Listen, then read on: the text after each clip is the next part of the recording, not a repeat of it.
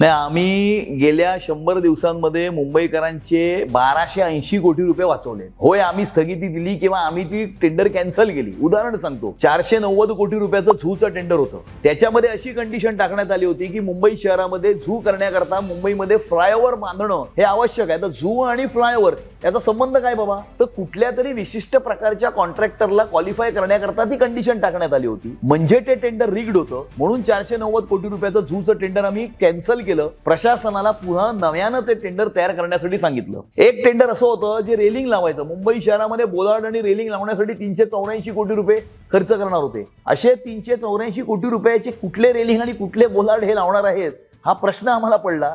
त्यामुळे ते आम्ही रद्द केलं. आम्ही पत्र दिल्याच्या 2 तासामध्ये ते रद्द करण्यात आलं. त्यानंतर थर्मोस्टॅटिक पेंटचं 150 कोटी रुपयाचं टेंडर होतं.